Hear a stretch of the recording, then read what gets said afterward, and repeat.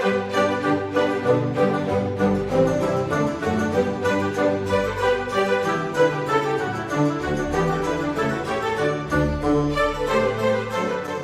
those who are already familiar with us have some idea that we celebrate this World Philosophy Day every year during the third week of November.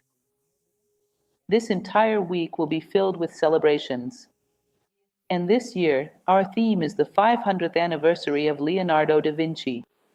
And, of course, since we are a school of philosophy, we will not speak only about Leonardo's life and his works, but also about some reflections, which underpin an idea that I find quite interesting: that the Renaissance is not something confined to a particular time and place.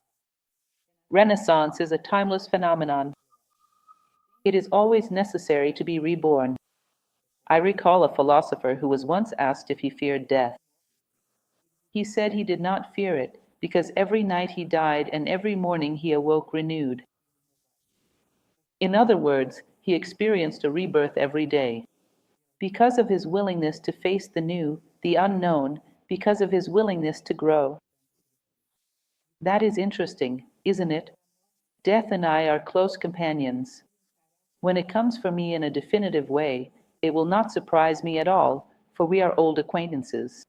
So, this is a bit of the idea we will discuss, of course, interwoven with the life of Leonardo da Vinci, because he is the prototype of the Renaissance man, as we all know, and we can learn a little from him. Perhaps we can take as a reference some of the attitudes of a man who came to have as deep a love for knowledge as he did, to such an extent that there was practically no other interest, as if we were to announce Leonardo da Vinci's loves and the first 10 places would go to knowledge. Because there was almost nothing that could compete with this.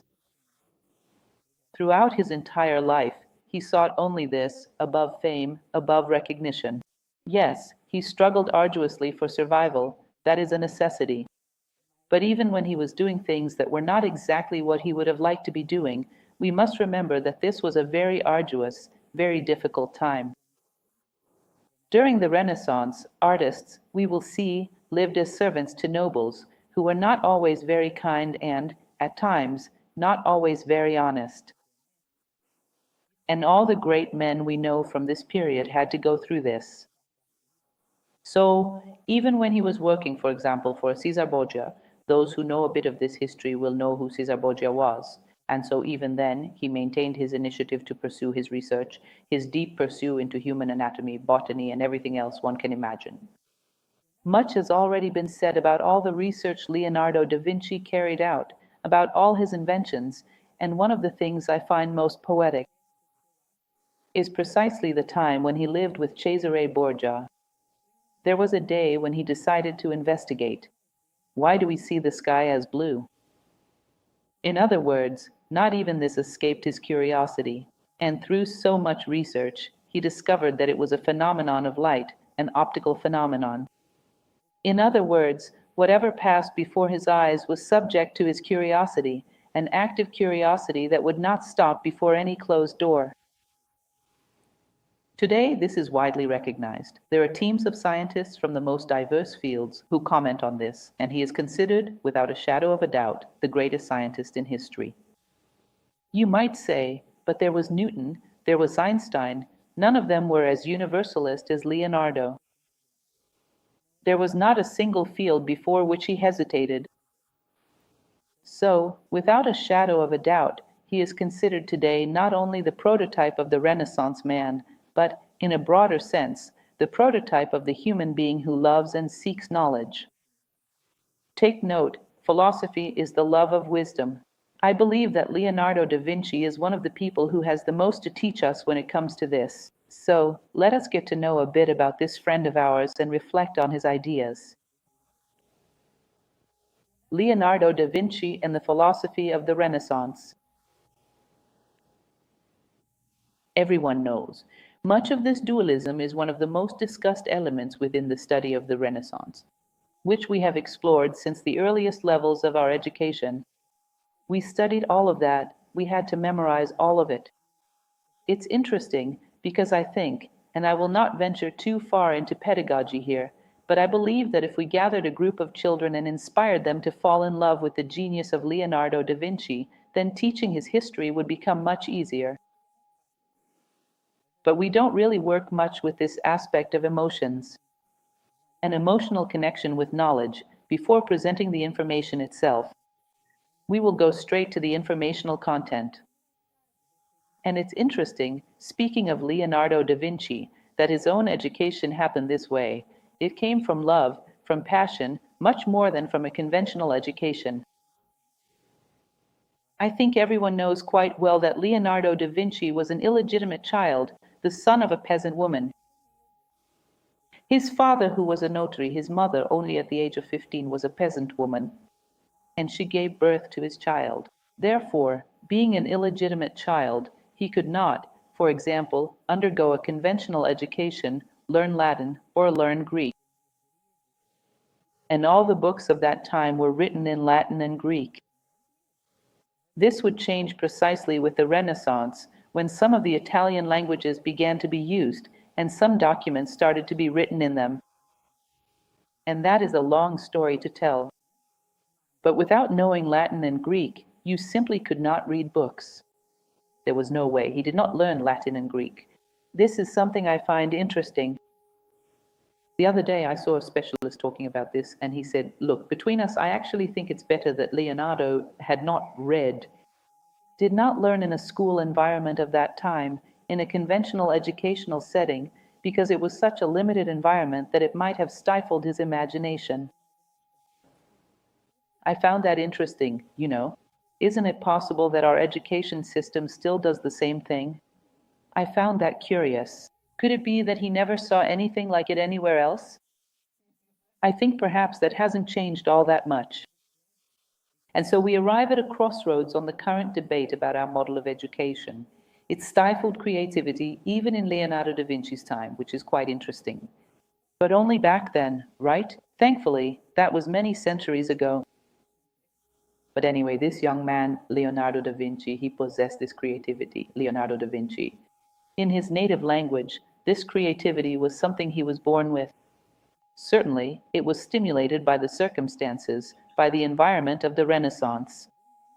But he was a man who already carried within him the drive of a lifelong learner, which is one of the most beautiful things to witness. A man who, from his earliest childhood, burned with a love for knowledge. It is with this quest of Leonardo, with these dreams, that we will talk about today. The Renaissance, then, is closely linked to the idea of humanism. Understand this in broad terms without delving too deeply into details, but it is an important point for us to revisit. We went through a Middle Ages that was entirely theocentric. All that was spoken of was God. God was the center, and man was seen as an unhappy, miserable being who lived by God's favor, a being utterly incapable, sinful, and devoid of any beauty. When the Renaissance arrives, man once again becomes the center of discussion. This is what we know, this is what we study. But notice well, the Renaissance is not a complete break with the Middle Ages. There is no rupture in the sense of losing faith in God or abandoning religiosity. All these great thinkers and artists of the Renaissance, in general, were all Catholics, all theists, including Leonardo himself. It is no coincidence that the tone of his paintings is entirely Christian. Thus, humanism develops by looking upward, looking toward the sacred, looking toward the divine. And this form of humanism allows the focus on human virtues to flourish, on beauty, justice, and kindness. It is no wonder that the Renaissance was so idealistic, that it held such lofty dreams, for humanism was born tied to the idea of the divine. Later, when we pass through a certain historical threshold where there was all that, the studies we undertook in our school years about the persecution of the Inquisition, when, at a certain point after the Protestant Reformation, came the Counter-Reformation, and the protection that the Church once offered to Renaissance artists in Leonardo's time, all of that ceased to exist. They began to be persecuted, and there is an entire drama that we are familiar with from our school days. So, at a certain point, we went through a period of great classical rationalism, an Enlightenment era, where reason aligned itself with science. and emotions became confined to the religious world and to other elements that might arise. And this continued in that way. It was a division of territories, almost like a treaty of Tordesillas for knowledge. So, on this side, the sciences and humanities took care of reason. Above, religions took care of the emotional realm. This division persists to this day. Notice how curious this is, because, first of all, what happened after the Renaissance? Our humanism was no longer oriented toward the search for the divine. It became a focus on humanity, with all its imperfections and all its selfishness. Thus, humanism, when it drifts toward individualism in its pejorative sense, unravels into selfishness, where only the well being of the individual is considered, to the detriment of nature and of humanity as a whole. It does not take much for this to happen. In just a few centuries, that brilliant Renaissance humanism turned into the selfishness of the modern and contemporary age. Moreover, the sciences abandoned the realm of emotions, and emotions are left in a vacuum which, over time, comes to be filled by political passions, by sectarian passions. This is the very vacuum in which we still live today. So, notice that we are still, so to speak, living with the after effects of the post Renaissance era. If we had been able to preserve that Renaissance spirit where man was at the center, but as a complete human being, a fulfilled human being, the Vitruvian man who touches both heaven and earth, who reaches out to all four corners of the world, if that spirit still prevailed, perhaps we would not have all the problems we face today. If we had not banished, even from the humanities, any kind of emotional or intuitive vision, perhaps we would not have this vacuum where emotions have come to be led by passions that are sometimes very sectarian, very violent, and which generate all kinds of dissension within society. Ultimately, if love were still linked to knowledge, that would be wonderful. The Renaissance thus had this profile, of course concentrated in the hands of a few, those artists who awakened humanity from the Dark Ages. But it is fantastic, the intensity with which it emerged, and fantastic, the number of brilliant names who lived during that time. Can you even imagine? I am amazed every time I read this history again. In the studio where Leonardo da Vinci worked, Botticelli also worked.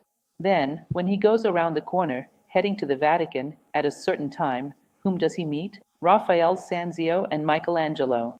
The three of them had been in the Vatican for a long time. Then he takes a little detour with Ludovico Sforza around the corner and meets Machiavelli. In other words, if you slipped on the map, you might end up at Shakespeare's doorstep. Just imagine what a historical moment that was. I know that there is always a great difficulty in recognizing the greatness of our contemporaries. I know that in order to recognize someone's greatness, you sometimes need to be almost as great as they are yourself. But even considering this, I am quite reluctant to believe that nowadays there are Shakespeares and Leonardo da Vinci's scattered to the four corners of the world. We have turned our attention greatly toward how to do things, the practical know-how. No longer do we focus on knowing why, nor on knowing where we are headed. That vital and boundless curiosity whose ultimate quest is to understand oneself and to elevate human life. If you happen to find it out there, please let me know, because I would very much like to know. This is the kind of thesis I would like someone to challenge and prove me wrong that I am wrong.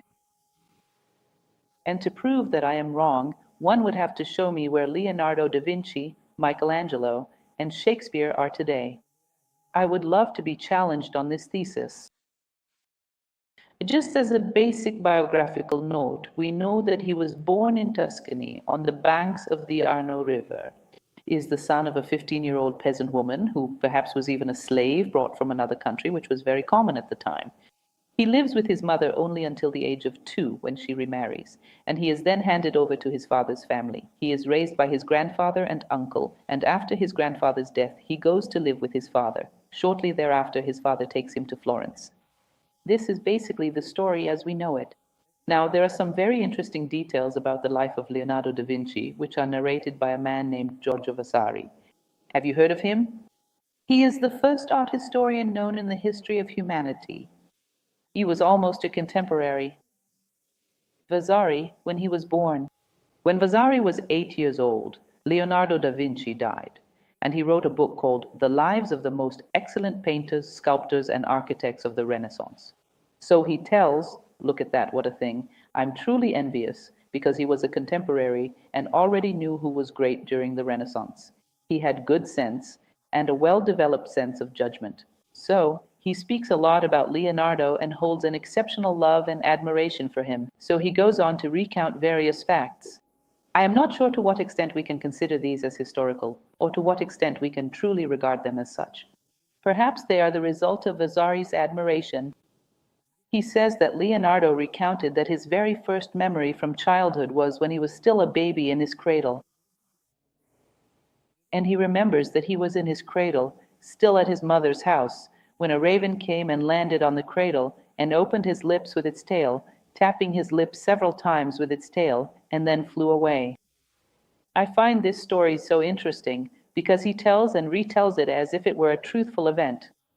I remember it, this happened, because everyone knows it's not difficult to decode this kind of symbolism, how much in mythology the raven is associated with mysteries, with the unknown. In the Christian story itself, when the raven is released and does not return, it is said that, in the matter of Noah's ark, it does not return because it was not seeking the physical land, but rather the metaphysical land, the spiritual land. There are ravens in God Odin. Also, there are ravens. They are woven throughout the stories of all the wise ones. That is, I do not know to what extent this really happened or if it might have been an invention, a way of Leonardo da Vinci to express, to interpret what first opened his lips. The love of mystery, the love of the unknown. Another thing he recounts, still as a child, a little older, is that he discovered the entrance to a cave. He became somewhat fearful. There, at the entrance, he said, I was perfectly divided between the fear of being there and an immense curiosity to know what might be inside.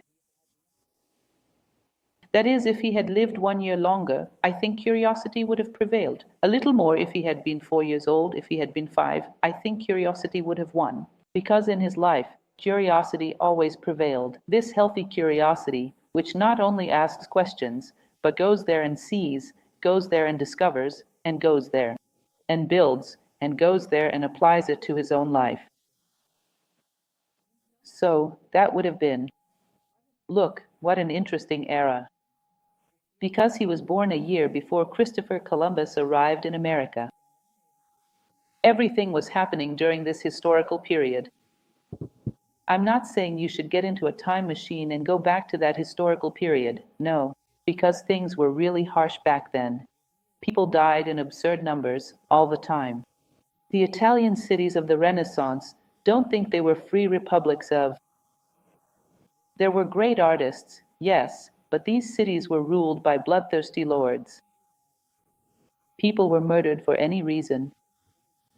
It was a lawless land. I find it very amusing. I don't know if you've discovered this yet. I will tell you something interesting. There is a table etiquette manual by Leonardo da Vinci out there. I have this book from the time when he worked in Milan for Ludovico Sforza. And for Ludovico, he did everything, including and especially organizing his parties and banquets. Leonardo's etiquette rules were more or less as follows. It is forbidden to kill people at my lord's table. But, should you kill someone, avoid letting the blood splatter onto the table.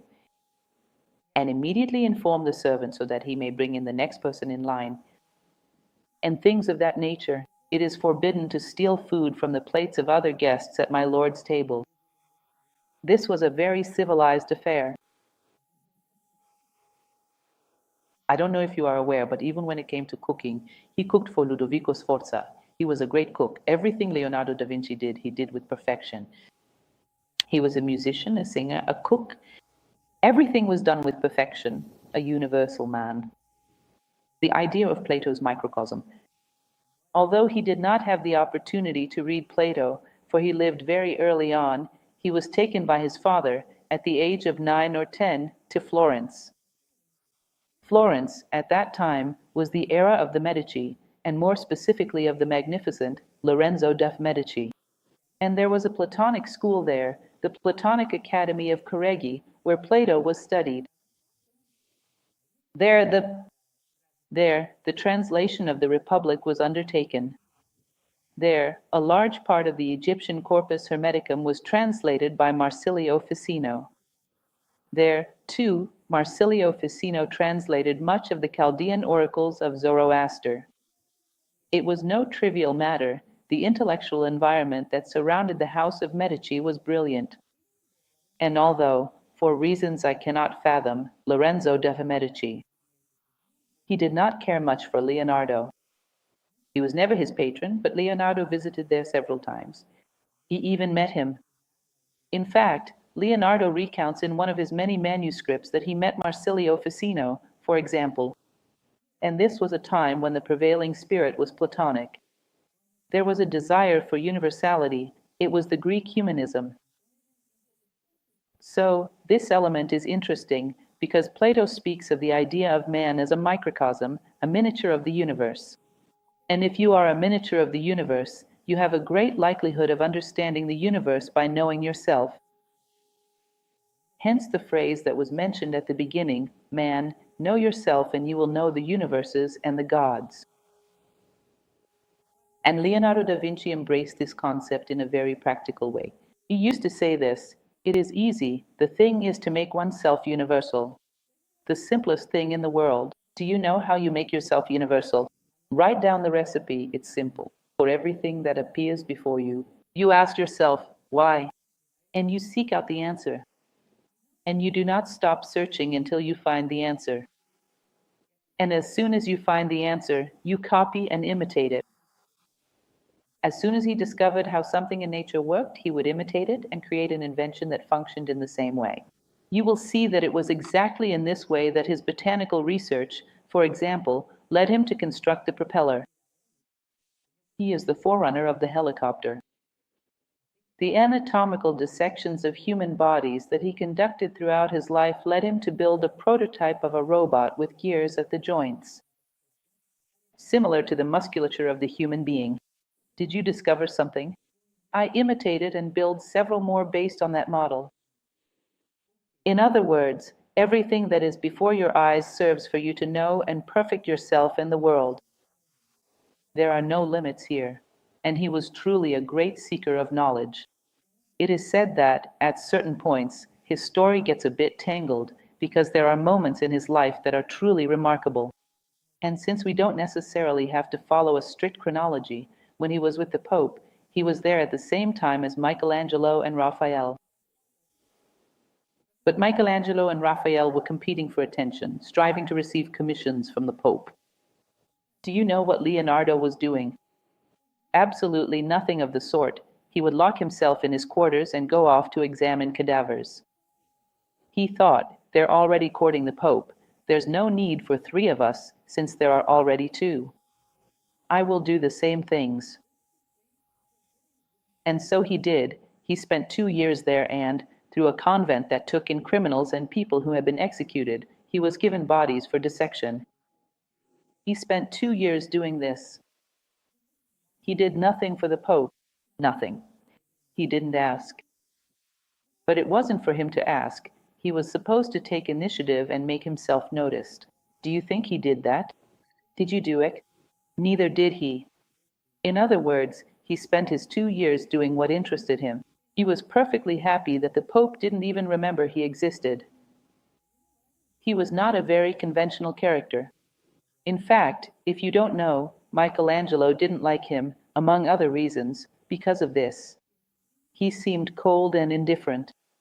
In truth, he was always more interested in knowledge than in prestige, always had it. He would only take action when he was on the verge of starvation. That's when you see Leonardo starting to move. It is a sign that he and those who depended on him were in a critical situation, and he went through critical situations his entire life, which is not exactly something new when it comes to geniuses. Many of them have experienced this. Well, it is an easy thing to become universal. All you need is a vivid curiosity about the universe, as if it were the manifestation of God himself. to see through, to find the essence that lies behind all things. At 12 years old, his father took him to Florence. One thing that is interesting for us to understand, and we will talk a bit more about this in a moment. Florence is an extremely creative and artistic city, a true cultural metropolis of that era. However, the artist was not quite what we understand as an artist today. Soon we will explain what Florence was like and what kind of opportunities an artist had. And why did his father take him there? Because being him an illegitimate son, the professions that carried the most prestige were not available to him. So he takes him to Verrocchio's workshop, a personal friend of Piero da Vinci, and asks, "Can you find something for my son?" He brings along some drawings that he had made. It is quite interesting that, apparently around the age of 7 or 8, he drew a serpent on a shield, which greatly impressed his father, who then took it to Verrocchio and said, "Look at my son's drawings." And he manages to secure a spot for him there in the workshop, but at first only as a mere artisan, working with a variety of things and not specifically with painting. He would only become a direct disciple of Verrocchio at the age of 17. So this change was quite significant. This is when his learning began, and he started to receive instruction in painting. At the age of 22, that is, 5 years after becoming Verrocchio's disciple, he was already one of the most renowned artists in Florence. And this happened without much effort on anyone's part. He simply was. The Renaissance and the return to nature. When Leonardo arrived in Florence, it was clear that he possessed an ancient soul, someone who already held certain assumptions about life and had the individuality to uphold them. Because he was a rather peculiar young man, he had a profound love for nature and did not eat meat. You know that Leonardo da Vinci was a vegetarian throughout his entire life. And he also had a most peculiar habit, because he hardly had any money. Whenever he received his earnings, he would always set aside a portion, and he did this throughout his life, to buy birds at the markets and set them free. He took genuine delight in watching the birds fly. One of his dreams was to make human beings fly, and he created countless designs to achieve this. And on top of everything else, he was left-handed, which was not generally well regarded in schools at the time. Children were forced to write with their right hand, yet he wrote from right to left. In other words, he had every reason to be considered odd. It was a habit he maintained until the end of his life. Some speculate that he might have done this as a way to encrypt his work, to conceal it in some manner. The fact is that no one could convince him to stop doing any of these things. He possessed a very strong individuality, knew exactly who he was and where he wanted to go. Indeed, he often played the role of a servant to the nobility, because there were not many alternatives available. But he always reserved space for his own research, for his inner life, for his own dreams. It is very interesting for you to observe what it means for a man to measure himself by the opinion of those who are his contemporaries. When he leaves the Vatican, after 2 years of doing absolutely nothing, and the prevailing opinion is that he was a failed artist because he had not presented his works to the Pope, he even comes to ask himself, "Have I done anything useful in my life?" It was Leonardo da Vinci, you see. Have I done anything useful in my life? According to the opinion of his contemporaries, no. Isn't it curious for those who like to measure themselves by the opinion of their contemporaries? So much so, my friends, you will see how, from this point of view, it is something cruel for humanity.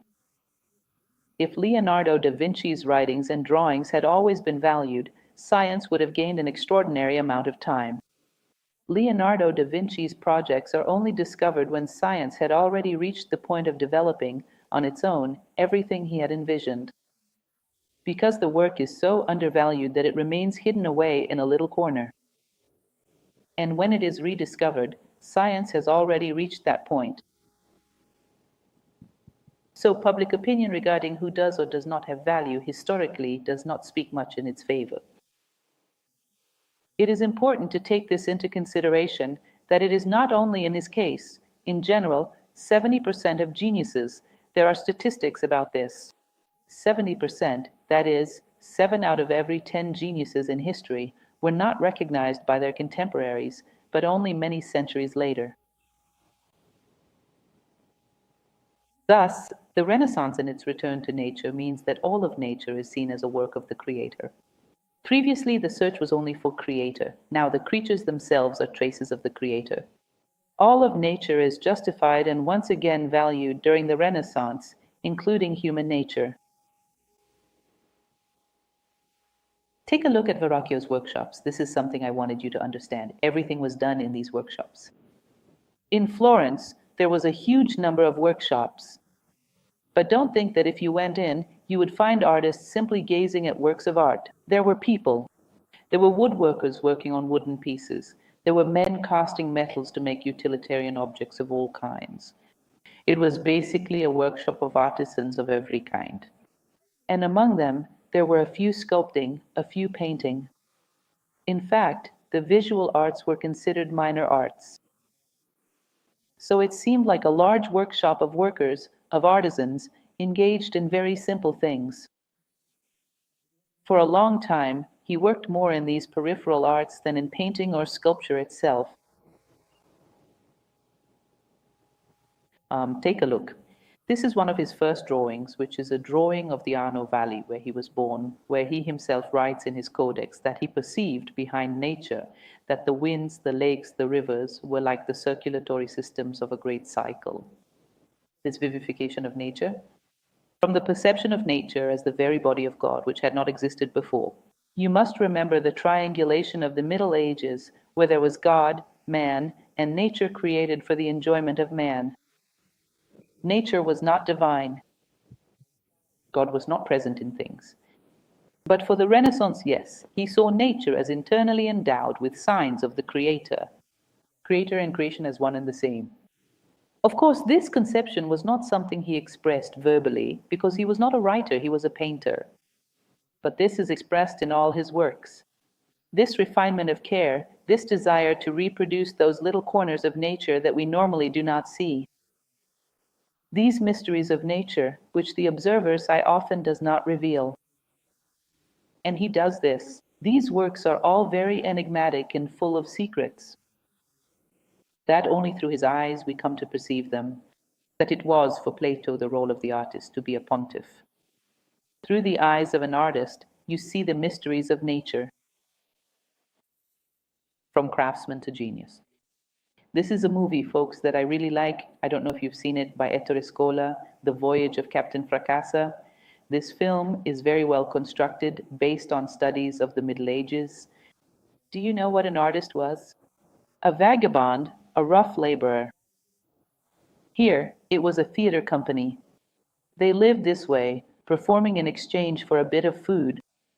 And the craftsmen, the visual artists in general, were no better than this, no better than the theater artists. Those who had a little more reputation were the writers. But look, all of them were nothing more than laborers, service workers, employees, providing some pleasure to the great lords, the wealthy bourgeois, those who held some measure of wealth. The Renaissance will bring about the birth of the artist with special status. The artist who draws near to the nobility, the artist who becomes immortalized. This did not exist until then. The artist was a coarse craftsman, nothing more than that through those 1,000 years of Middle Ages. They were never regarded as anything more than that. So much so that you will notice it is difficult, at times, to identify, even though medieval painting is quite flat, quite limited. There are some illuminated manuscripts of great quantity and great quality. It is difficult to identify who created them. It was irrelevant. The artist was not considered a special being. The idea of the artist as a genius is an invention of the Renaissance. Thanks to the geniuses who emerged at that time, it almost seems as if there was a great gathering of geniuses who said, "Shall we go to the world during the Renaissance? Let's go." They all came down together in the same lift and landed. Many, many geniuses lived then.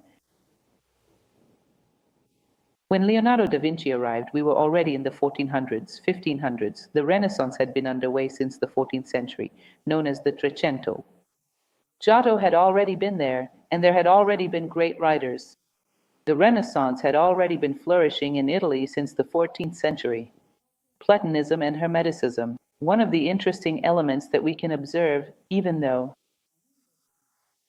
Leonardo was never truly accepted within the Platonic school of Careggi, it is said that Lorenzo the Magnificent quickly sent Leonardo to Milan to the house of Ludovico Sforza as a gift, along with a lyre. Did you know that Lorenzo de' Medici sent Leonardo to Milan as a musician? Leonardo had crafted a silver lyre with a horse's head. Lorenzo, who was not particularly fond of him, said that he would go there, and that he would go with a letter of introduction as a gift to maintain good relations with Ludovico Sforza. He went as a musician. The letter he wrote introducing himself to Ludovico Sforza, Duke of Milan, is quite amusing. I know how to do military things. I know how to build. I am familiar with hydraulics. I know this and that and so on, a huge list. And at the very end he adds, oh, if necessary, I also paint. It's really quite funny. This letter truly exists. And that's exactly how he wrote it. Isn't that fascinating? Although he was not a regular at the Platonic Academy of Careggi, when Raphael painted his famous work, The School of Athens, and he needed to depict Plato, who is this figure here, he used Leonardo's face as his model. Isn't that interesting? Because perhaps in that Renaissance context there was no one who embodied such boldness. The ability to seek closeness to the sacred on earth, as Leonardo did. Even though he did not have a very direct connection with Platonic works. In other words, this is Plato from Raphael's Academy, and he used Leonardo's face. You know, during the Renaissance, they had this custom. Many of the characters, if not all, depicted in the works, the virtuous ones were noble. And for the villains, the artists would sometimes go out into the streets, searching for someone whose face could inspire them for the depiction of evil, but the virtuous ones always bore the faces of nobles. However, Raphael, instead of using the face of Plato, which at that time was more commonly associated with Lorenzo de' Medici, chose to use Leonardo's face. Perhaps there was already an understanding of Leonardo's greatness, even though Raphael was not very close to his circle of acquaintances. Platonism and Hermeticism were foundational. Platonism and Hermeticism, to summarize and reasonably synthesize both, as I understand them, are essentially a quest to recover the attributes of God manifested in the world, so that, through the things of this world that are, both outside and within the human being, one might draw closer to God. So, you can see that this spirit permeated the Renaissance. And the idea was to create perfect works, divine works, works that would bring humanity as close as possible to its highest potential. Everyone was striving for this. Each person sought a perfection greater than the other, a learning and a perfection that would lead them to the pinnacle of what human nature could achieve. Everyone wished to soar toward the divine. There was also an Aristotelian influence during the Renaissance. Yes, there was, but predominantly it was Platonic. I don't know if you have ever heard about this. At the time when an embassy arrived from Byzantium seeking to reunite once again, reunite the two Catholic churches, the Orthodox and the Western Christian, come with them a man named George Gemistus Plethon. He was simply a citizen who had nothing to do with the delegation's official matters, for he was not a Christian. But he comes to Florence, meets with Cosimo de' Medici, and inspires him to establish a Neoplatonic school, the Platonic Academy of Careggi. So, the environment was deeply Platonic. It was a quest for the realm of ideas. And it is interesting because when Raphael paints this scene, he depicts Plato pointing upwards. This gesture represents precisely the constant search for the realm of ideas, the spiritual plane, but this is one of the most common gestures found in Leonardo's paintings. There are so many people pointing upwards in Leonardo's paintings. It is a very common motif, always with that enigmatic air. Do you remember John the Baptist? And pointing upwards, as if to say, do you think I am beautiful? You do not know who inspired me. You do not know what my model is. You do not know where my beauty comes from. And you know, John the Baptist, who at the time caused scandal because every John the Baptist was depicted as if he were a beggar, a desert nomad, suffered. Leonardo paints a John the Baptist who is beautiful, marvelous, young, and strikingly handsome. People did not know why, but crowds would gather to see this painting. It became a kind of tourist attraction in that era. It is remarkable the fascination that this painting of John the Baptist exerted. At first, it was considered heretical, and then it captivated people, and notice it was a wonder in a time when almost every single person was illiterate. The few who mastered Greek and Latin were the great artists and those connected to the Medici patronage. Even so, simple, unassuming crowds would almost form a caravan to see this painting. In other words, they perceived something symbolically expressed there. This text is very interesting. It is part of a collection of Leonardo da Vinci's documents called the Codex Atlanticus, which contains more than 1,000 pages. And did you know there are about 5,000 pages written by Leonardo? His own works, he has few, only 15 are fully recognized, and if you include the debatable ones and the drawings, it goes up to 25. But he has 5,000 written pages, a large part of them in the library of Windsor Castle in England. I don't know how they ended up there, but that's where they are. There, he wrote many things, including many phrases that were inspiring to him. And this is one of them, in which he says the following: observe the stains on the walls, the marks left by fire, the clouds, you will find marvelous inventions there. In other words, to see beauty and mystery in these everyday, simple things that we step on without any awareness. It is no coincidence that the alchemists of the Middle Ages, when they said they were searching for the philosopher's stone, the thing that could transmute all things into gold, the philosopher's stone is philosophy itself. He said that those who seek wisdom see beauty in the smallest things. They pause before a stone because the philosopher's stone is found in the simplest places where people usually step and ignore. Leonardo da Vinci did not ignore the philosopher's stone. A stone, there are many of his drawings depicting a stone, a small plant. For him, everything was imbued with mystery, everything was a challenge, everything was a door waiting to be opened. So, botanist, geologist, anatomist, engineer, these titles are little next to him. Did you know that he was the first to design solar energy panels? There are things like this that are hard for us to comprehend. He sketched what would become a calculator as a whole mechanism of gears. He even went so far as to sketch, as I mentioned before, a robot to enliven the festivities of Ludovico Sforza. Through backstage cranks, the little creature would raise its arms, simulating human joints. And these wonders do not end there. From Devers up until those war tanks to flying machines of every imaginable kind. We know it was not easy, right?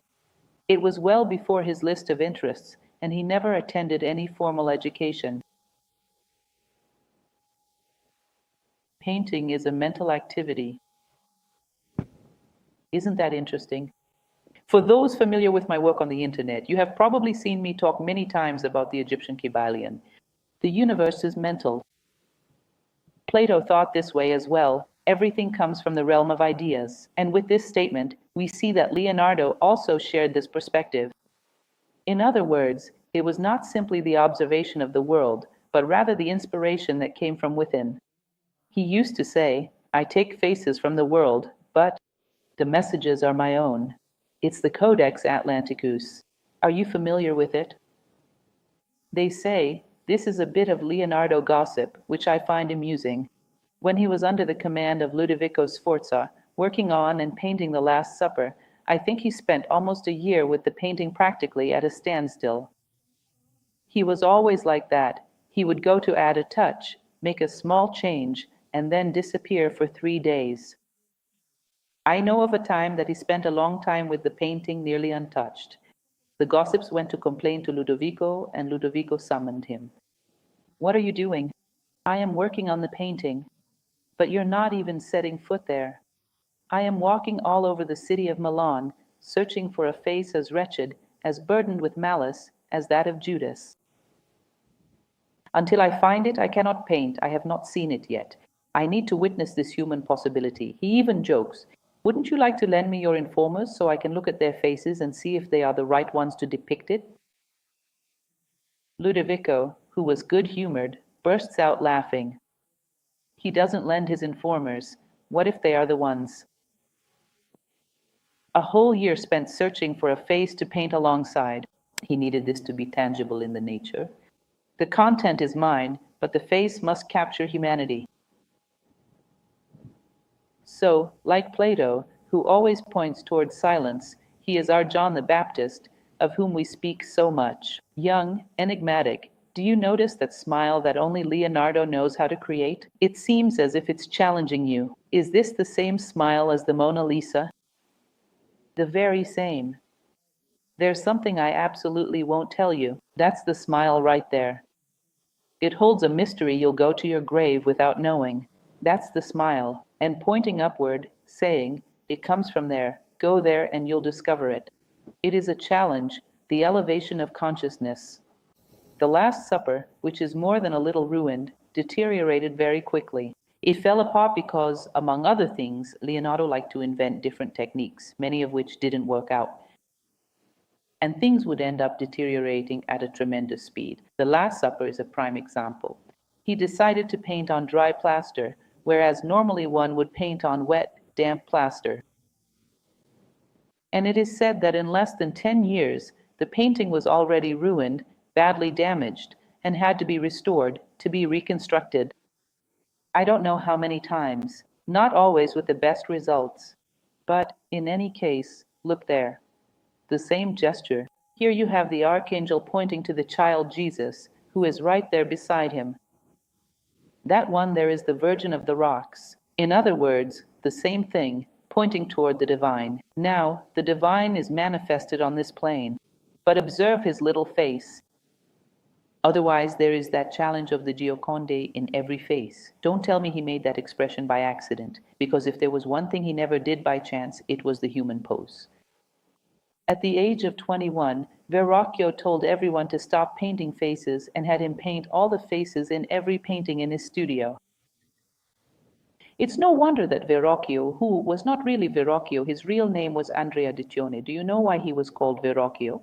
It meant true eye, the one who sees and knows at a glance. When he cast his gaze, Leonardo was entrusted to paint all the faces. He understood the human soul like no one else. He was only 21 years old. Therefore, that same enigmatic little face, certainly. I am pointing toward the divine. Have you ever seen it? I am showing you something very special. Have you ever seen it? The face is always that enigmatic one. Some of his protectors, as I have already mentioned to you, Leonardo possessed this remarkable ability. Look, he despised war, he abhorred violence, so much so that he did not eat meat and would set birds free. Yet, at times, he had to design war machines and work for terrible lords, such as Cesare Borgia himself, and Ludovico Sforza, who also was not all that. He did that for survival. It is a sad thing to realize that in many of his drawings, which still exist out there, in the corners you can find notes on how he would buy food for that month, how he would feed himself and his 2 or 3 servants who always accompanied him. In the margins, there were calculations about how he would manage to survive. In other words, here a painting, there a great technological invention, and in between, a little calculation on how to make ends meet that month. It was a struggle, month after month, throughout his entire life. He lived until the age of 67, so he worked for some figures like Ludovico Sforza, who was something else. He was a tyrant and a murderer. Cesar Borgia, I will not talk about Cesar Borgia, nor will I suggest you look him up because it's not worth it. He was a criminal. He killed his own brother, among many other things of that sort. Charles d'Amboise, when France ruled Milan, even arrested Ludovico Sforza. Leonardo da Vinci spoke about this, the wheel of life. At one moment you are on top, at another you are at the bottom. Ludovico Sforza, the great lord, all-powerful, is stripped of everything and sent to French prisons.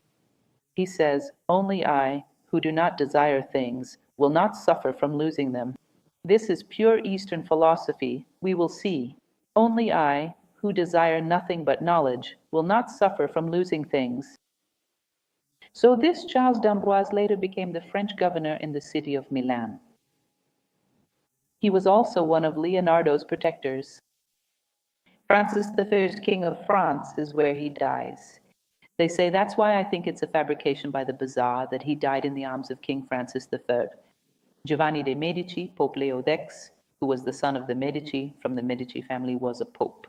From the time he spent at the Vatican for 2 years, he did not like him at all. And as I have already told you, there was a very strong rumor. Michelangelo could not stand him. They were two geniuses so different from each other. It's remarkable because they were both geniuses, but they never made the effort to try to understand each other. Perhaps they were not seeking that. Michelangelo was a very tormented genius, a person, let's say, very choleric. Leonardo was the opposite of all that. He did not want to waste time on anything. He wanted to focus on his work. But he was aware that time was short. He had not yet come to know all the mysteries he desired. I couldn't even give a time management course to Leonardo because he made a schedule every day. He already knew. It is said that every day he would make a list of many topics, things he needed to discover. Can you imagine what the topics on such a schedule? I don't know. Tidy up the house? Am I going to cook? No. I will research the movement of lizards' tongues. This unsettles me greatly. It's written right there. I will research the flight pattern of such and such bird. Whenever he was curious about something, he wrote it down. I will not die without understanding how this works.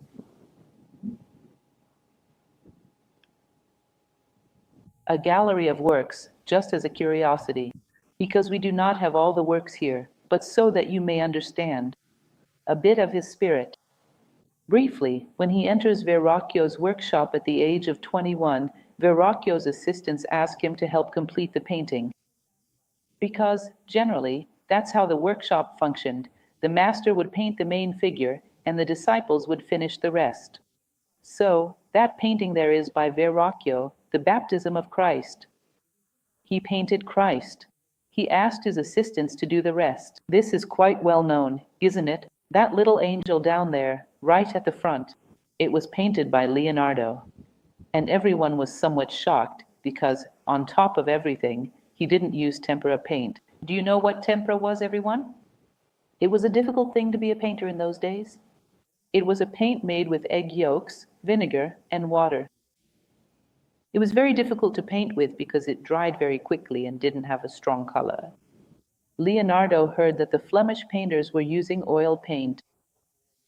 He more or less got the recipe for the oil paint. He not only painted the angel, which had a more prominent color than the rest of the painting, but when he went to the Christ figure, he also applied oil paint highlights. The finishing touches were done with oil paint.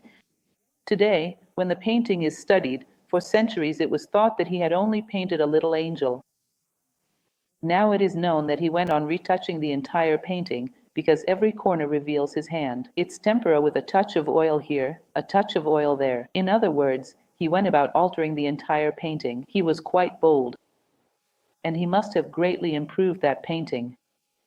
From that point on, it is said that Verrocchio asked him to paint the faces, all of them. You notice that the previous aspect is no longer there. That core of sadness present in Christ, in St. John the Baptist, in the little angel at the back. The angel in the foreground, Leonardo's angel, is pure glory, pure beauty, pure radiance. It's as if he infused light into everything he created. One of his greatest curiosities was how the human eye functioned. He performed dissections of eyes. He was the first to speak about it. How the human eye projects the image internally, sends it to the brain, how we perceive what we see. One of his hallmarks is these luminous faces, which seem as if they have just fallen from the heavens. Everything is filled with light, and everything is profoundly beautiful. There are no sad, decaying, or suffering figures. This is something absent from Leonardo's paintings. and they are full of symbolism. Symbolism and subtle hints are present in his paintings of all kinds. This painting of Ginevra de Benci, did you know that on the back there is a crown of juniper with the inscription, "Beauty adorns virtue"? He wanted to suggest that Ginevra was a very pure young woman. So he places this juniper, Ginepro in Italian, which was also a symbol of purity, behind her, as if the juniper, sharing her name, became a symbol of her, a symbol of purity. Beauty adorns virtue. He was very skilled and enjoyed embedding puns and encrypted messages within his works. Even there, when you look at Leonardo's Annunciation, almost all of Leonardo's paintings were considered scandals because he infused them with his own ideas. Traditionally, the Virgin would receive the Annunciation prostrate, in a humble posture. Here, she is very dignified. Notice that the angel comes and marks with his finger the passage in the Bible she was reading, so she can continue later. You're interrupting me, young man. Afterwards, I will continue from where I left off, and with her other hand, she greets him elegantly. But she does not stop. She marks the place of the book where she was reading. She has a dignified posture before the divine. In other words, for Leonardo, the human being is not a miserable and sinful creature. Beautiful because it reflects the divine nature in the world. Therefore, every human being is luminous to him. No one is humiliated, no one is base or crawling. This faith in humanity, which we so deeply lack today, is very present in Leonardo's spirit. The Virgin of the Rocks with the angel who points. The lady with the ermine. She was a lover of Ludovico Sforza, Cecilia Gallerani. But, once again, there is a symbol, because the ermine was a symbol of purity, and her beauty was so pure that he wanted to include a symbol to reaffirm this. And it is said that Cecilia was astonished when she saw this portrait. It seemed as if he had captured what was most intimate and pure within her. Because she herself was no longer so pure, she was a young girl, but already the lover of Ludovico. The Last Supper, as we know, even today, despite all the restorations, is a ghost, a shadow of what once was. But this is a curious thing, because he wanted to portray something that had never been done before. He wanted to depict the moment when Jesus Christ announces that someone would betray him. He wanted to imagine, according to the personality of each apostle, the face and bodily reaction that each one would have at that moment. He essentially conducted a study of personalities, though it was never called that. But this is a bit of psychology, and he went out searching for people on the street who resembled them. With that temperament, with that manner, he would use the faces of these people to embody the apostles. None of them are passive, standing still, looking straight ahead like someone posing for a photograph. They are alive, they are moving, and each one is reacting according to who they were, as described in the scriptures. This is something grand, and an enormous amount of time was devoted to this psychological study of faces to compose all these apostles. When Sforza looks and says that there will never be a Last Supper like this one, and it is a fact, there never was. John the Baptist, the Virgin, and the Child with St. Anne and Mona Lisa. Mona Lisa is a painting that, as you know, he spent 10 years working on. And he carried it with him throughout his life, wherever he went. Everywhere he went, he would take the Mona Lisa tucked under his arm. He died with the Mona Lisa carefully wrapped by his side in Amboise, France. He took it everywhere he went. The Mona Lisa was more than just a painting, it was a conception that Leonardo held. Very interesting, very beautiful, and deeply philosophical. The technique of sfumato, which he created, comes from an observation he expressed verbally in his writings. There is no separation between human beings. When I look at you, I do not see lines. I am seeing a zone where one person will dilute and the other will begin. There are no lines that separate things. Lines are creations of the human mind. I do not wish to create lines where nature has not created them. You will see that within Eastern philosophy, within the Tibetan tradition, this is considered the heresy of separateness. We perceive things as separate, when, in truth, they are continuous, where being touches being. So what is chiaroscuro? Dark and light. It is the gradual blending of beings. Mona Lisa emerges from the depths. The colors begin to change, to intensify, and from a landscape. In the background, a human being appears out of nothing. Things are like this. They are apparitions, condensations of the world. They do not have a separation. In reality, from one another, they are continuous. Everything we observe in nature is continuous. It is the body of God. And upon realizing, and this is something very interesting that you can observe, the horizon on one side of the Mona Lisa and on the other is uneven. Do you think he made a mistake? Leonardo da Vinci, he dedicates himself so much to constructing a perfect human being exactly as nature does, that he places the landscape in the background from the very beginning. Up to the end is in ascension. If here you had a lower world and there a higher world, what does he mean by this? He dissolves separateness and creates a higher world. The landscape is higher on that side.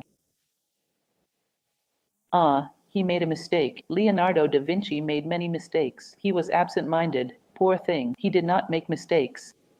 Except he didn't make mistakes. So, for him, it was not simply a painting. It was a conception of the world that he held.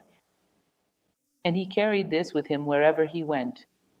The human being is not separate. Things are not separate. They are a unity, and altogether compose the body of God. Perfect, beautiful, its reflection on earth.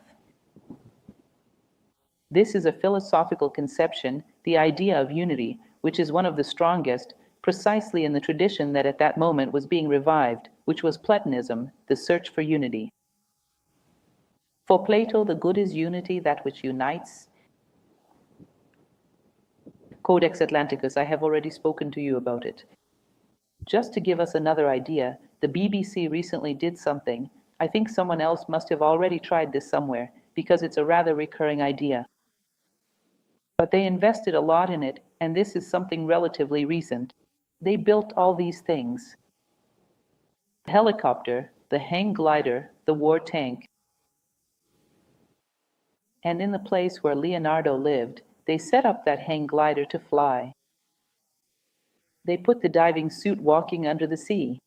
When he arrives in Venice, because Venice was about to be attacked by the Ottoman Turks, do you know what his idea was? He presents the Council of Venice to make diving suits and send men under the lagoon to pierce the hulls of the Turkish ships. People look at him like this, thinking he's crazy, and throw him out. So what happened then? The BBC went there and did those very diving suits. And they put people at the bottom of the lagoon, and wouldn't you know it, it worked. They even say it would have worked if they had tried it back then. It would have worked. The way he conceived it, it would have worked. He thinks in detail. And they did it using materials from that era. Very interesting. They did everything. Everything worked. They bring in an army, the engineering division of an army, if I'm not mistaken, in the United States, to build that blessed war tank. And it works. Everything works. Everything works. It's funny, isn't it? And they say it's a conception of aerodynamics, a conception of gas temperatures so that it can be sustained in the air. These are very modern concepts. You know, when he performs dissections on bodies, he discovers that elderly people have arteries that are narrower and drier than those of young people. And he says that there is some element in the blood that accumulates in these arteries until it blocks them. What is that? Cholesterol. He diagnosed arteriosclerosis back in the early 1500s. Can you believe it? For sure. If someone asks who first diagnosed it, now you know it's not what most people think. It was Leonardo da Vinci. So this is all very interesting. Architectonic projects, yara yara yara. It's a lot. Just the Codex Atlanticus, 1119 steps, just inventions. In the midst of everything, for no reason, he draws a man's head. Then from a jumble, an exceptional angel emerges. Another thing said about him is that he was extremely handsome. Then people say it couldn't be true, that there was nothing to it. It is said that he was an exceptional musician, an outstanding singer. And as a young man, it is said that Verrocchio was inspired by him to draw his angels. And this one, Verrocchio's David, is said to have been inspired by Leonardo. As soon as he arrived at the studio, a young boy with golden curls, it is said that he was strikingly handsome. Vasari says this about him: he was so extraordinary and multifaceted that nature seems to have performed a miracle in him, not only in the beauty of his person, but also in the many gifts with which she endowed him and which he mastered completely. Notice that this is a fundamental element. Our connection with knowledge is merely utilitarian. When I teach my study techniques course, I talk a lot about this because I believe it is the most important thing for a good student, to have knowledge as an end in itself and not as a means to obtain something else. Do you understand this? I call this intrinsic value. Why do I want knowledge? Because I will pass a public exam and get a good job. Or I want to pass the university entrance exam and I will do a good course. If I could get into that job or that university course without the burden of knowledge, all the better. If that were possible, all the better. In other words, knowledge is a burden, and if it could be removed from the path, so much the better. Who can imagine a human being at the fullness of the human condition considering knowledge as a burden? For him, knowledge was the end, and it always was the end. There was nothing beyond it.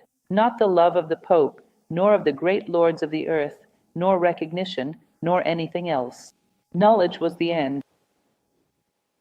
It is interesting, perhaps you have already heard, that Freud dedicated several years to trying to study, somehow, through Leonardo's works, the psyche of Leonardo. Because there was much discussion about the fact that he did not start a family, living a life devoted solely to his work. And Freud would say, look, stop with these dubious interpretations. What Leonardo possessed was such a great capacity to focus on his ideals and his work that he practically forgot about the material world. His needs on this level were very minimal. It is not that he was hiding something or that he had a secret or obscure life. He simply, it is something so tangible for us, and yet we find it hard to believe. His physical needs were greatly diminished by the enthusiasm he devoted to his metaphysical needs, to uncover the mystery of darkness. And he was such a fascinating individual that, at times, he would become absorbed in a painting. You know, he was one of the artists who most frequently left works unfinished, more than almost anyone else in history. The Pope already disliked him because of this. That man, that painter who abandons everything halfway through, because, above all, he had this peculiarity. He wanted to uncover a mystery through that work. The adoration of the Magi was like that. Ah, I see. He would abandon it halfway. Once he discovered the mystery he sought, that painting no longer interested him, and he would move on, seeking other techniques and new mysteries. His greatest desire, which the historical moment he lived in did not allow, was to spend his time painting plants, birds, and the carcasses of animals in enclosures. No one would buy such things, and people would be scandalized. So he hid everything, placing them in his codices, in his private pages. But it was the love of knowledge itself, not of what comes after, that drove him. That is the mark of a good student, one who is truly eager to learn. Knowledge is not a means to something else. It is an end, it is the great purpose of life. We are here to build ourselves, and from that self-construction, to transform the world. It is not about what comes after, it is about what allows you to grow, what enables you to bring forth your latent powers. It is about knowledge itself, its intrinsic value. Knowledge is valuable regardless of what may follow. If you doubt that such a man existed, here he is. And that is a good thing, so that we do not doubt human consciousness and human potential. We are living in a historical moment, I reiterate, in which we gaze into the abyss of human possibilities. We look into it often, almost every day. but we do not look toward the highest tower of human potential.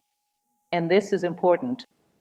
One of the worst things that can happen to a human being is to lose faith in oneself. Believing in humanity, it is difficult to grow. Without believing, there is a chance. Therefore, figures like Leonardo are valuable so that we can restore our faith in the human condition. If one man is capable of expanding his capacity for learning so greatly, then within every human being lies that same seed, that same possibility, a man with the most tireless curiosity in history.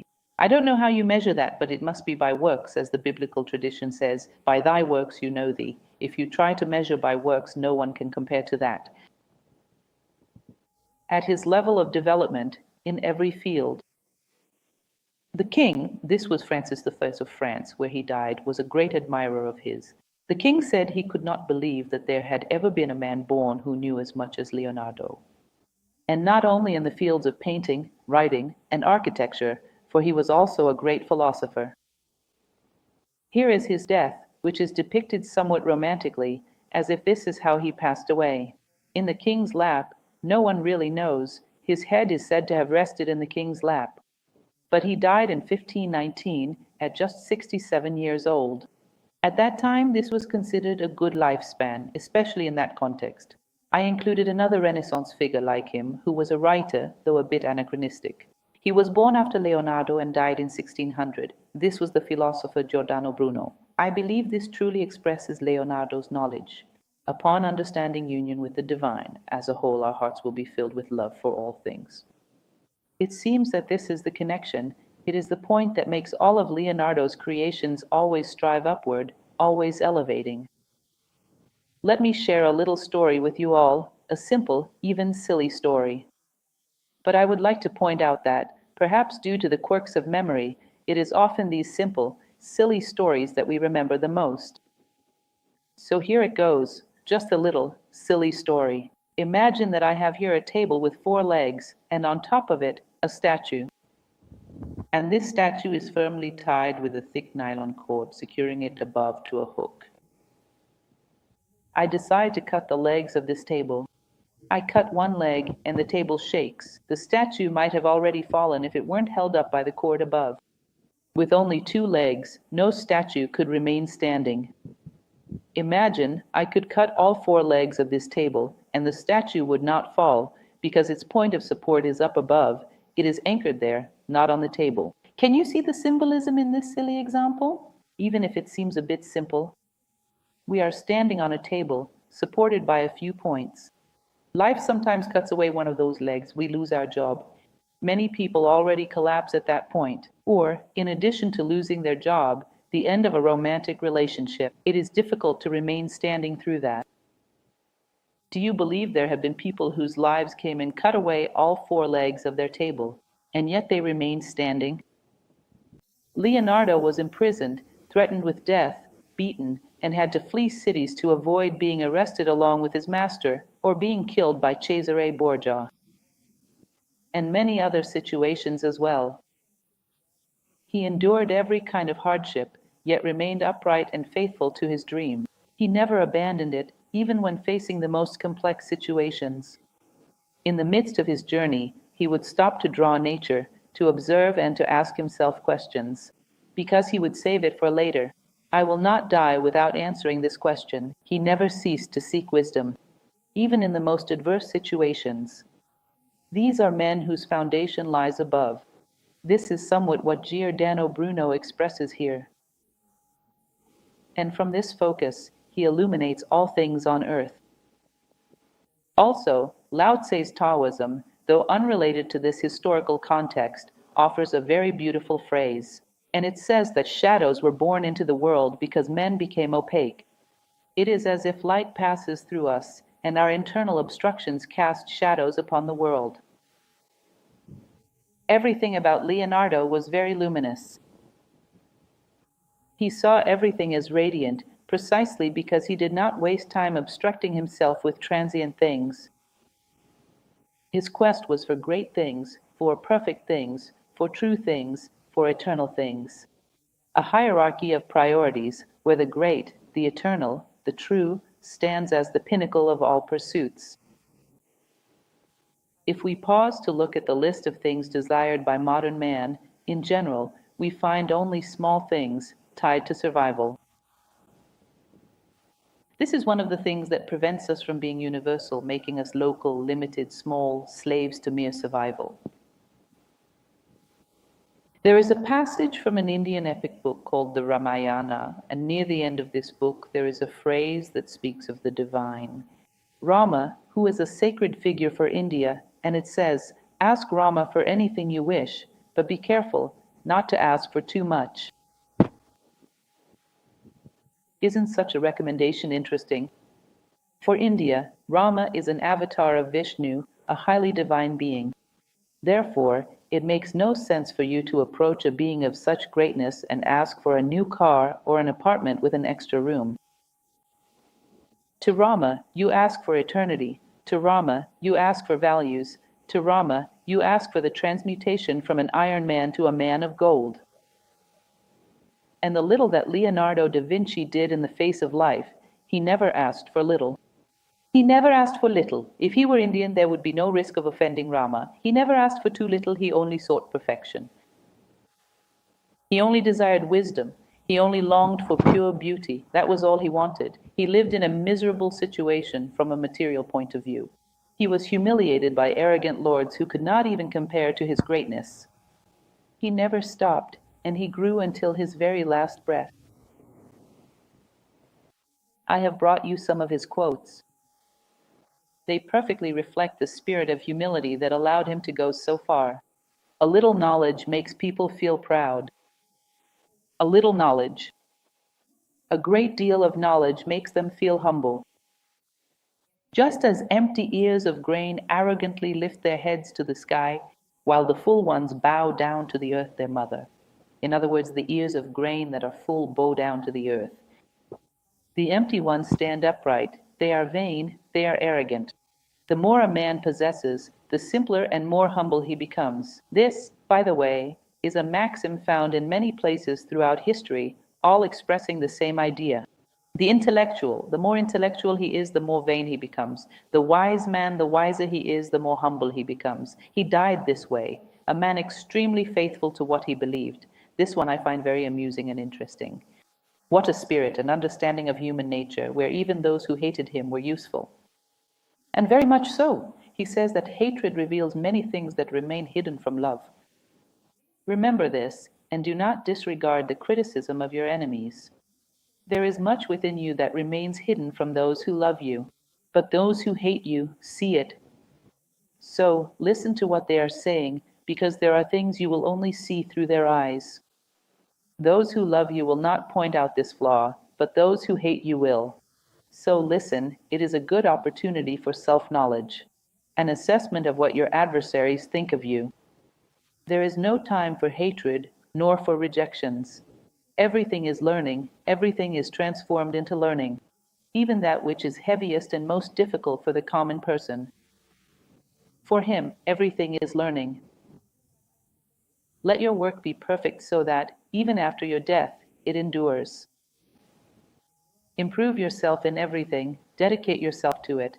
Every day of your life, dedicate yourself to it. Leave the best of yourself imprinted on the days of your life so that they are not swallowed by time, and so they may be useful and add value to history, to humanity, to those who come after you. This is exactly what we are talking about here, 500 years later. Knowledge makes the soul young and lessens the bitterness of old age. Gather then the wisdom. Store up gentleness for tomorrow. Life has a physical cycle that is in decline. Physical energy diminishes. It also has a metaphysical cycle, which is ascending. The energy of wisdom increases as we learn, as we perfect ourselves. And one sometimes replaces the other, often to our advantage. You see, sometimes an elderly person has a disposition, a spirit, that a young person no longer possesses, because of the amount of maturity and wisdom they have managed to store. You will not see any of the great elders in history suffering from discouragement or dejection. They were energetic, hardworking, and always, always, always committed to their dreams. In other words, metaphysical energy replaces physical energy and does so with advantages. However, when it does not exist, life becomes a seesaw that only goes downward without any compensating force.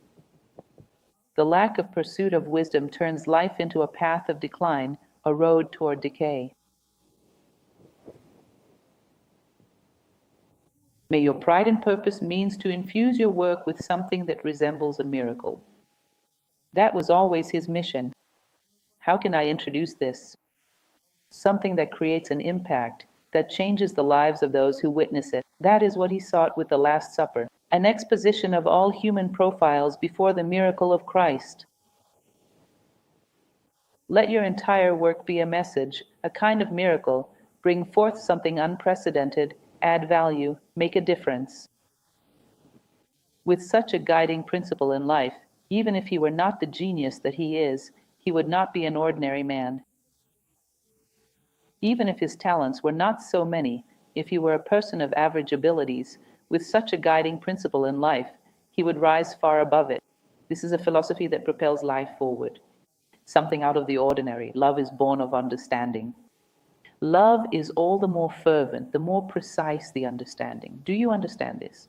In other words, the pursuit of knowledge is also a pursuit of loving better. That is what he used to say. This greatly recalls Plato and also Cicero.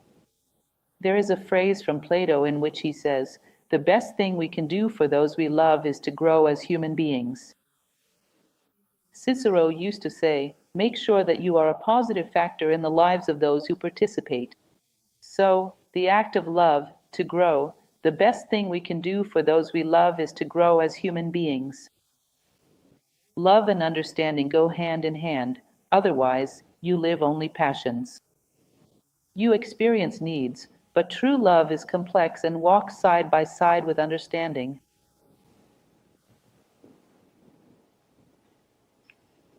Learning is the only thing for which the mind never tires, never fears, and never regrets. People say that was for Leonardo, who was a genius, because for me, studying and learning is exhausting. It is the lack of love that hinders learning. A lack of motivation makes even the most wonderful things exhausting. Ah, but I don't have all that ability.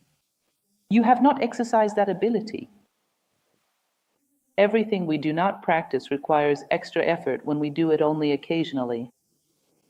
If I do not exercise my legs, walking will be terribly exhausting when the time comes. But walking is a human attribute. If I do not exercise my capacity to understand, it becomes heavy and exhausting when put to use. But understanding is a human attribute. Just as you do not tire of breathing, do not tire of seeing the world, of opening your eyes in the morning, because these are human attributes, you also should not tire of fulfilling this one. You simply have not practiced it. There is a lack of mental, emotional, and even spiritual strength. Because this is an attribute that should not burden us at all. On the contrary, knowledge relieves us of many burdens. Knowledge gives us wings if we truly embrace the words of Khalil Gibran. The noblest of pleasures is the joy of those who understand. By this point, you have surely noticed that he loved to learn. He was the apprentice. He was happy with every small footprint of wisdom he found in the world.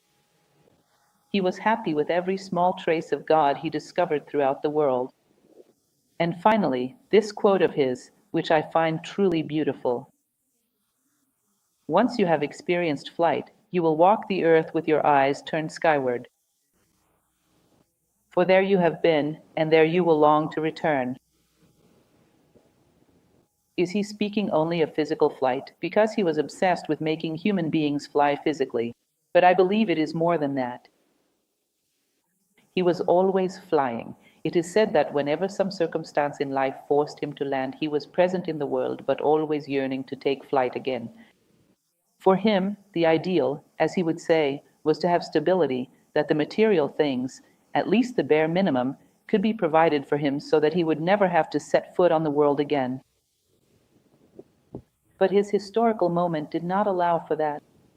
And who knows, nature has its own reasons. Perhaps if Leonardo da Vinci had flown the way he wished, he would never have landed to tell us what he saw up there. So, from time to time, perhaps it was good that he had to come back down to earth. But when he was in the world, feeling the longing for his own world, he knew how to find it through everything he saw. Everything, for him, was a symbol. Everything, for him, was endowed with mystery. And he was a man. As Helena Blavatsky once said in a beautiful phrase, love the mysteries and make yourself their child. And he was, without a doubt, a child of the mysteries. From the earliest age, at 5 years old, gazing at the entrance of a cave and wondering what could be inside. And what if I went in? With lips parted by a body, the one who calls the undying metaphysical. This is important. It is very romantic, very beautiful, and deeply inspiring, but it is important for us to recognize that there was a Leonardo da Vinci within the human condition, which is precisely our own condition. Therefore, the possibility of a Leonardo da Vinci existing within each of us. That is why Plato said, always choose a hero to admire, to remind yourself of how great you can become. The fact that a Leonardo da Vinci once existed will never again allow us, in good conscience, to say, I cannot. I am limited. You are of the same nature. When someone asks if a dog knows how to swim, even if you have never seen that particular puppy before, you say that you once knew a dog or had dogs your whole life, and they swam very well. This gives me an idea of what this animal can do, of what it is capable of doing. I met a man, and this gives me an idea of what any human being can do, both in the direction of the heavens and in the direction of the earth. Remember this. We are of the same nature of Leonardo da Vinci, the same as da Vinci, and this lies dormant within us. Regain confidence in yourselves. Love knowledge. Have a tireless need to understand life through all its small details. Do not drift through life in the worst sense, lost in fantasy rather than in attentive observation of all that it offers you. Leonardo da Vinci is a seed within us. That is why he is always worth remembering. If he were just a man who lived in the 15th and 16th centuries, it would not make much sense. But the possibility of Leonardo da Vinci will always exist, wherever there is a human being seeking themselves and loving knowledge.